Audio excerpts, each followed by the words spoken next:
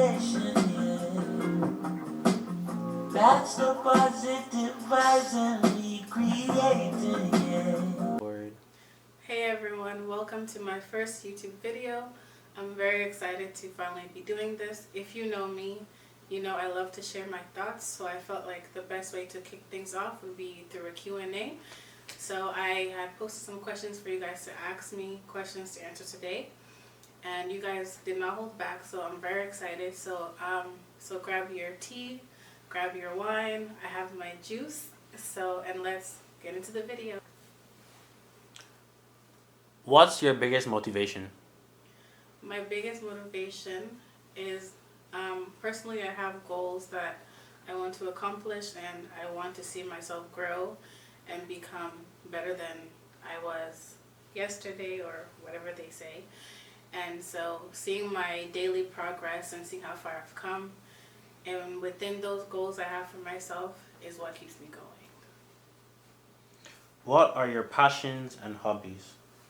My passions and hobbies are, if you know me in real life, you know I love to create memories, create content. So my passion right now is content creation, and also on the side I'm learning about digital marketing, because I want to learn how to also be able to help other people, you know, grow their channels, or be like promote their content for them, or help them film it. So I'm also learning about filming and things like that. So those are my passions at the moment. Yeah. Next question. Oh, also pause. If you hear somebody asking me the questions, forgot to mention that my assistant behind the camera is the one asking the question. So just to clarify. So next question. What's one thing you do to lift your spirit up when you're going through a hard day? One thing I do to lift my spirits up when I'm going through a hard day is listen to music and pray. So I guess this is kind of giving you guys a little personal look into my life. So when I'm having a rough day, I would go for like a long walk if the weather is good, and play music and like let the songs I'm listening to reflect my feelings. And in that way, I also use it as a way to like pray to God in my own quiet space, where like there's no distractions or other noises around. So that's what I do to lift my spirits up. What would you say are the things that are holding you back from pursuing your goals? What is holding me back from pursuing my goals would be, I guess, what's that word? Imposter syndrome. Feeling like I'm not good enough for certain things, or why should I be doing this? Because like it's already a saturated like type of, you know, market, because content creation, everyone's doing it in a way. So that I feel like I'm not worthy of doing it. But also procrastination is my second biggest holdback, because I always say I'll do it tomorrow, but when I have the idea today, I don't tend to do it that same day. So that would be one of the other stuff that's holding me back. What do you do to keep yourself busy? What I do to keep myself busy, setting daily tasks, so I keep myself occupied throughout the day, so that I wake up with a schedule and not feel like I'm just going with the flow. Because I go with the flow, I tend to probably not do what I want to do with my day. So that keeps me busy, having like a set schedule, and keeping out of the loop of life, because I mostly am at home. So doing things at home, like per se content creation, filming things, or learning how to film things better, or learning editing tricks and stuff like that, or editing hacks, I meant to say. So that keeps me busy throughout my days. Where have you been? What have you been up to? And how has the progress been? Where have I been? That's a good question. I haven't really been anywhere special, but in my house, to be honest. Like I am an introvert naturally, so I've just been flowing into that more and not trying to change who I am. So mostly been at home, working on the digital marketing course that I've been taking online to like help myself learn more about that stuff, and watching videos on YouTube, to learn how to film better as well, editing tricks as well, and keeping to myself. And with that progress, I've been getting better at creating my content. It's not like I share every content, but the ones I've been practicing with or creating, I see the progress of how I know how to use camera angles better, the progress of how to like change camera settings and stuff like that. So yeah, that's where I've been so far. Out of the mix, I guess. Yeah, no more party girl. Anyways, continue. Were you excited when you turned 18? What did you expect? I was excited when I turned 18 because I felt like, as an African girl from Ghana, you feel like 18 in Canada or whatever, it's like you're an adult. It's not fully like legal adult age or to drink or whatever, but adult from your parents where you can kind of do your own things per se. Maybe like you can start working or stuff like that.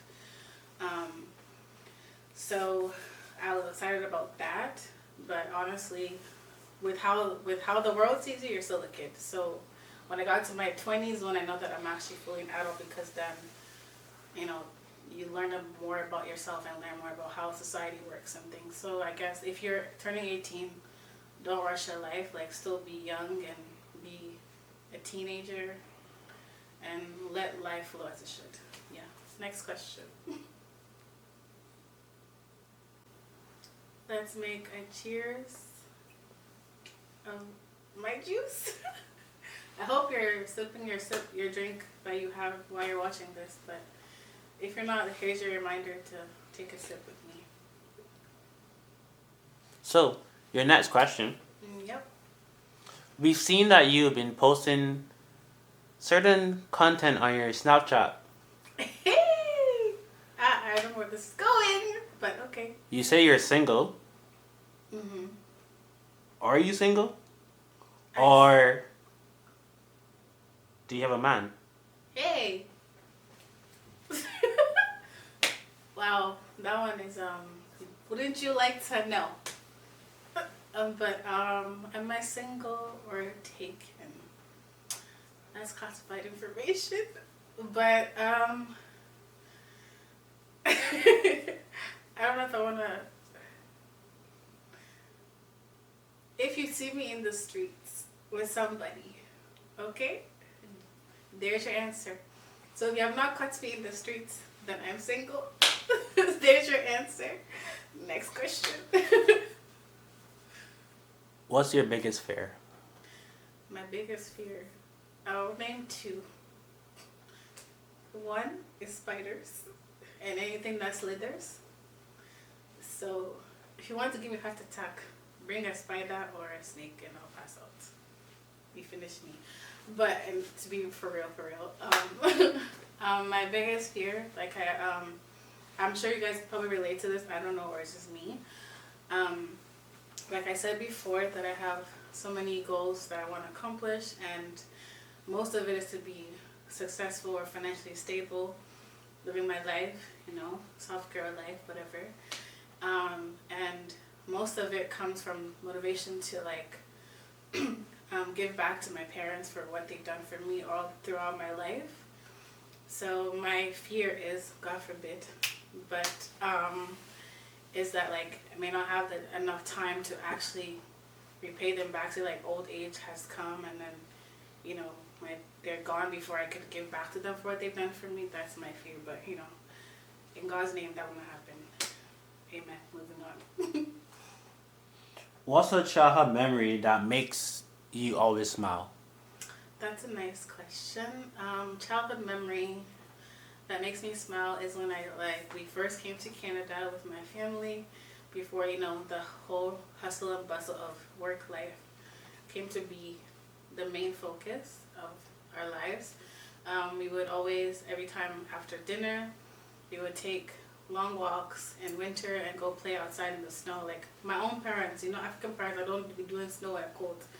They came with all of us to go play, and they were actually being carefree and having fun in the snow with us, and that's something that I'll always cherish because I got to see them like at their most, free state of mind. They weren't worried about anything. We always kind of like bonded together in that moment, and it was just, I love that. love to have the memory back if I could, but you know, life is busy now. So yeah. Anyways, that's kind of emotional. But next question. Who has been the most influential person in your life? I won't say influential person. I will say two people, and one is my mom, because of how growing up, how she's like sacrificed a lot. She's always like been a hustler. That's the correct term. I mean, hard worker. Yeah. So to always like provide for us and, you know, build herself up to be who she wants to become. And seeing that motivates me to be like, you know, no matter what you want in life, you have to like push forward, work hard, and you will achieve it through faith in God. And, you know, He always make a way. And the second person is my brother, because when life was lifey, he would always impart like good advice into me, words of wisdom, and seeing how he has also learned to stop like living life for other people and try to like now start living life for himself, whether that be his personal goals or his career goals and stuff like that. So it taught me to like also learn to stick to what my heart desires or my passions are, and forget societal and let go of the parental or family pressures or societal pressures, and just focus on that and have that like tunnel vision on that goal, no matter if people don't support you or if people don't see your vision, or anything like that, to just keep going for that. So having those two perspectives of like how to go for what you want in life is really influential to me, because they keep me going. Yeah. Next question, please. What's the goal you set for yourself this year? So a goal that I've set for myself this year is relating to being more disciplined with my goals. So learning to do things as the ideas come, or I have the plans for them, instead of putting it for the next day or whatever.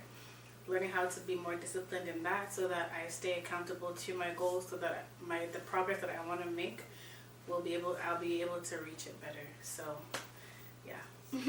Next question. I love the questions, guys. So far you did amazing with questions, but I'm sure you guys may have some messy things later. Who knows? What's the skill you would like to master? A skill I would like to master. Well, I wouldn't really call it like a physical skill, but more of like a mental or a personal type of skill, which is learning not to doubt myself as much, and knowing that I am capable of things that I want to do or I wish to achieve, and letting go of like that mental thought of being like, oh, I can't do it, someone else should do it, but I have the power to, and I have whatever you put your mind to, you can achieve. So that mindset of self-doubt is what I'm trying to be better at not doing. So yeah. So I'm sure my assistant back there, I'm sure he will have asked some messy questions, or I don't know, whatever. But so yeah, let's get into the juicies. If a friend asks you to borrow money, Okay. you give it to them. Okay. They said they will pay you back by a certain time. Okay. That time comes. Mm-hmm. They're now avoiding your messages. You see them posting, oh, they're buying concert tickets, or they're buying this new weave, this new lace front. Okay. Or they're in the club a lot. How do you handle this?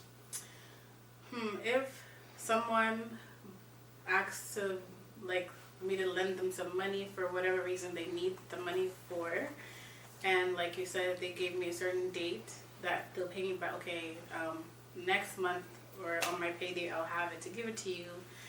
And then yet that date comes, and I'm not asking them about it. I'm not pressuring them about the money. But yet, like, they're quote unquote maybe like avoiding me or not trying to pay me back. I won't lie, I've been in a situation before. I've been someone like that, and I had people do it to me. When I was someone like that, I told the person per se that, oh, I don't have the money at this time, after the date had come, but they were like in a rush with the money. So in that sense, when I did have it, I was trying to explain myself to them, but that was a different situation, but they didn't really want to hear it. But when I did have the money, that was the first thing I sent back to the person. So in that situation, when someone is avoiding you and they're living their life, posting on social media and like being bawling, quote unquote, and ignoring your messages, like, I feel like that's a very mean thing to do. Like, if you give somebody a time frame, you should abide by that, even if the money is a lot for you to, because you don't know what that person went through to even help you. For example, so the best thing to do is, like, after my situation of me doing that to somebody else, and I learned from it, whenever someone had to borrow money from someone else, what I would do first is whenever I got the money to pay the person back, the first thing I did was give that person their money back firsthand before anything else, so that I know that is out of my mind, and that's out of it, and I'm done with it, and I don't have to like think about it anymore, because it just seems embarrassing to kind of like keep avoiding the person and have that person chase after you when you were the one that was like begging the person for the money or like asking for the money. So it's like, if you do not bite the hand that has fed you, like they say. I'm not saying that right or wrong, but from my experience, I think it's best to pay people back, because that person could give them money and it could be their last money, you don't know, and they're probably out there starving or dying. Who knows? But respectfully, you should give it back and not post like you're living lavish, because that hurts that person's feelings. Like, so yeah, we were kind. So if that makes sense. But if you've been doing it, please change your ways like I've changed my ways. Amen. Next question. I went on a whole tangent, but yeah, anyways, continue. What's the best piece of advice you received? The best piece of advice I received.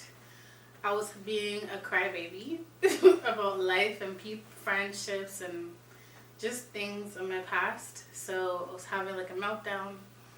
I was kind of moody that day too. So my brother was like, "Why are you being like this?" So I started crying and everything. And then he was like, I told him what happened. And then he was just like, offense is taken, not given. Meaning, like, I'm the one letting people stress me out or get me in my feelings or get me down. And that person that hurt me is probably out there living their best life, or not even knowing that they've hurt me in the way that I'm hurt. So, like, hearing that kind of put things in different point of view for me. And since then, like, I know, like, things in life can get to you, but I just learned things in life can get to you, but I just learned to, like, pray about it and not harbor like anything to myself, because that's just extra oh my Lord, I cannot speak English, extra stress that I do not need. And I want my life to be peaceful as I'm getting older. So if you bring me stress, I will just either remove myself from your life or know how to act accordingly with you. So I guess that would be the best advice I got, because it helped me to be less emotional about things or take things it helped me to learn to not take things too personal in my life. So even when the hardships came or people hurt my feelings, I forgave them, and either I talk to you about it and we come to a common ground. If not, then we just choose to separate and live our own lives. So yeah. Next question. I talked too much. I yap. But anyways, yeah. Next. What's your dream travel destination? My dream travel destination.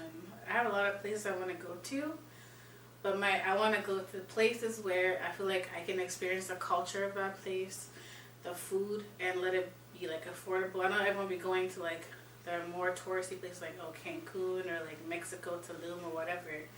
But I want to go to a place where like I feel like I can experience a culture with the people that live there. So anyways, my place I would like to go to would be like Thailand, which Phuket. I saw someone do it on a vlog, and it was so beautiful. So I feel like that's where I'll go first before I go to other places that are like bougie. But yeah. How about you guys? Where would you guys like to travel? If for a destination place you like to go. Anyways, I don't know if that makes sense. Next question. Hey. Do you have any enemies? Me enemies. If I have enemies, it's between you and yourself. Because if I'm not aware of it, I don't think I'm having enemies. So I've had people I've fallen out with for sure, but if they're enemies to me, then I have no knowledge about it. So no, my only enemy is the devil. Press stand for the devil. If you were given the tools necessary to accomplish one dream as a creative, what tool would that be? If I was given the chance to go on, oh my words. Anyways, you heard the question. So, if I was given the tools, pursue my dream, it would be to go all into content creation, like have my own, like go all in on my filming setup, have my own studio where I can create content there, like a place I can go to that's not in my house, and like I will decorate it or curate in a way that gives like the vibe I want to have for like different types of video content I would like to create, and just have that space, my own studio, and if people want to pay and come and do stuff there, I'll have the freedom to also have to be in that creative space with me, and we can create content together. So like an office on one side and like the studio on the other side where I can film, edit, and have a place to always go and focus and do my content creation and come back home and just rest. So that's what I would love to do if I had the money for it.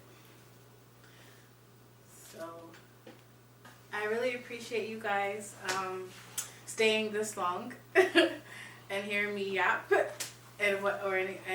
so yeah, I appreciate it. For anyone that sent me questions, thank you so much, and looking forward to more content to come. If you have any more questions for me that I didn't get to answer, or you have now that I've answered through them already, you can comment down in the comment section below, and maybe I can do a part 2 if you'd like me to. But yeah, like always, like, comment, and subscribe, and stay tuned for more videos with me, Didi. Love you guys, and stay blessed. Bye.